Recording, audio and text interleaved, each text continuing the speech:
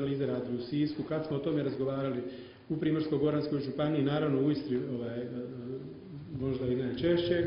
I evo došla je ta jesen koju nismo htjeli propustiti da se ta ideja izrealizira.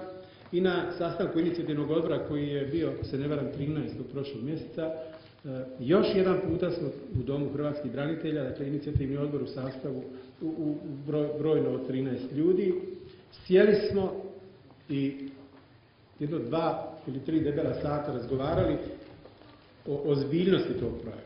Dakle, ovo što smo mi večeras pokrenuli ne može završiti sa nekakvom pričom, evo izglasali smo mi nekakvu stranku i mi ćemo sad biti i dalje. Od večeras stvari za sve nas i za naš korpus ne smiju biti iste.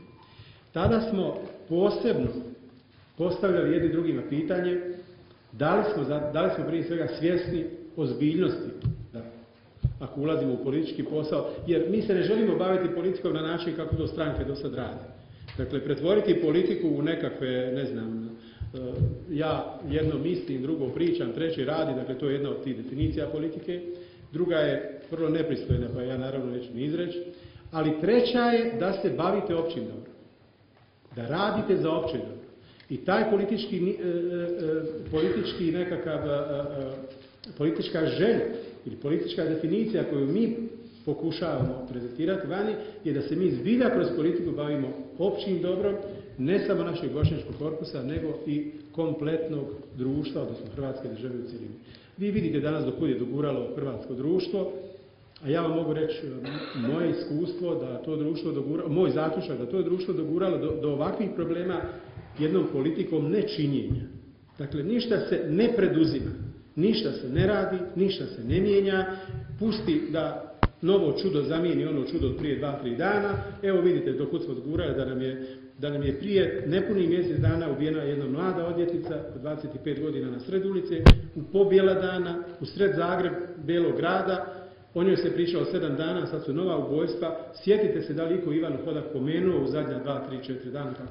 Dakle, ovo društvo je doseglo određeno dno i ne samo u tom bošnjačkom, nećemo se mi baviti samo bošnjačkom problematikom, nego mi moramo dati doprinos, a to smo, ako se sjećate, iz zamjenih riječi iz ovog programa i rekli, da mi moramo dati doprinos da društvo počne u praksi funkcionirati. Jednakost pred zakonom, na deklarativnoj razini, imate pravnu državu, imate ovo i ono, dakle to mi znamo da u praksi ne funkcionira, mora se natjerati izvršne vlasti na svim razinama da budu servis građanima, da budu na usluzi građanima, a ne da budu neko od koga će običan građanin koji na kraju krajeva sve to i finansira i plaća, da se od svega toga strije. Dakle, zadaci su veliki i ne samo u ovom bošnjačkom miljeu.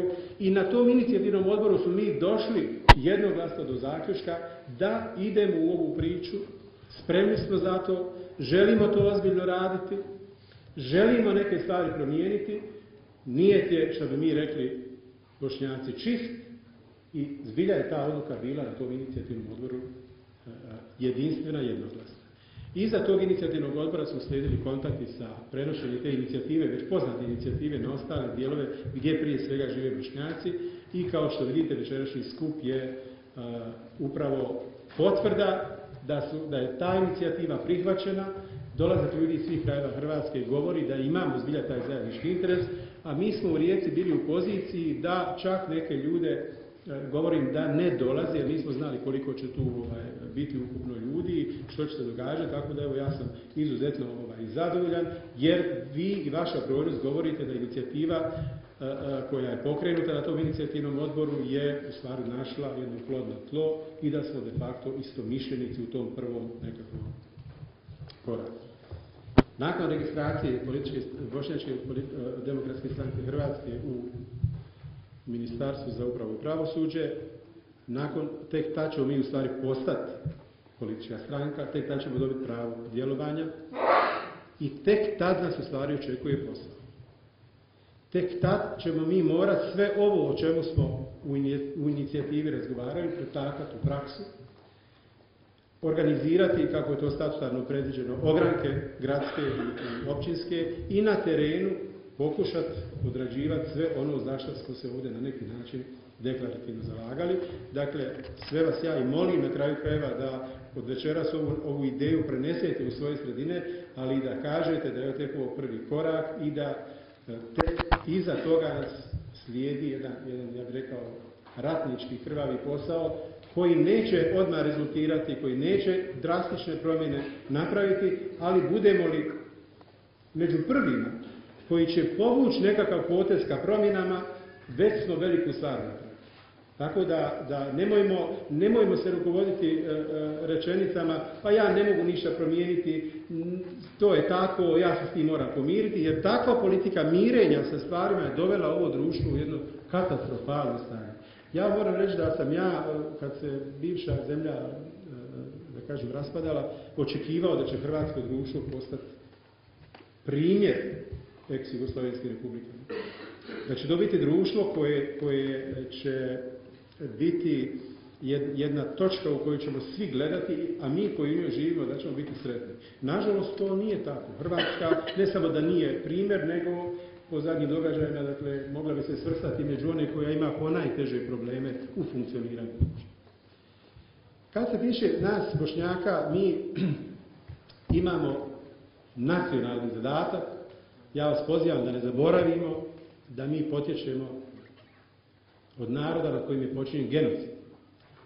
A mi potječemo od naroda da smo pripadnici naroda koji već dugi niz godina svako toliko plaća jednu ekstremno veliku cijenu svog bivstvovanja i da mladim generacijama kažemo da bošnjački nacionalni identitet se mora sačuvati.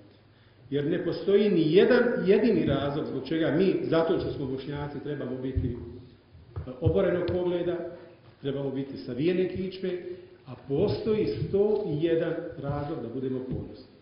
Tome svjedoče i naše žrtve u ratu u Bosni i Hercegovini. Tome svjedoče i naše žrtve i naš doprinos Domovinskom ratu u Republici Hrvatskoj.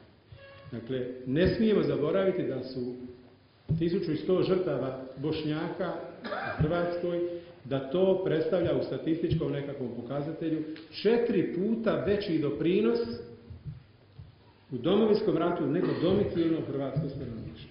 Dakle, to je nešto što mi moramo reći, s čim mi moramo biti ponosni i jedan od inih razloga zbog kojih mi možemo reći da mi smo to što jesmo i nastojat ćemo čuvati tu svoju kulturu, tradiciju. Dakle, nije to samo vjera, kako se to često zna poistovjećivati. Islamska vjera jeste bitna odrednica bošnjačkog identiteta, ali nije jedina, ima još puno drugih stvari koje se moraju sačuvati. Na tom tragu valja ozbiljno raditi. Mi smo manjina u Hrvatskoj, međutim ulaskom u Europsku uniju Hrvati će biti manjina u Europi, otprilike u istom procentu kako smo mi sad u Hrvatskoj. Dakle, taj zadatak ne prestoji samo nama u Hrvatskoj, nego danas sutra prestoji i Hrvatskoj u Europi, jer kad uđete u masu od 300-400 milijuna ljudi, kad uđete u jednu zemlju sa velikim nacijama poput Francuza, Njemaca, Italijana i tako dalje, vi sa 4 milijuna ili 3,5-4 predstavljate jednu, ja bih rekao, malu točkicu, jednu manjinicu koja imat će, da kažem, iste probleme i potrebe da zaštiti nacionalni identitet kao što mi to danas imamo ovdje u Republici Hrvatskoj. Ja vas molim da od večeras ponesete jednu poruku da je ovaj skup želja za bošnjačko nacionalno jedinstvo. Dakle, ideja nije nikako, ja bih rekao, razvaljivanje, možda ružna riječ, dakle nekako rasipanje, nekako dijeljenje, nego upravo suprotno. Mi želimo biti otvoreni prema svima, želimo surađivati sa svima, naravno ta suradnja će morati biti na istim nekakvim planovima, a dobijat ćemo već od sutra, budite spremni da će se ovaj večerašnji skup komentirati na raznorazne načine i da smo neprijatelji i vjerske zajednice i da smo neprijatelji, dakle bit će takvih komentara.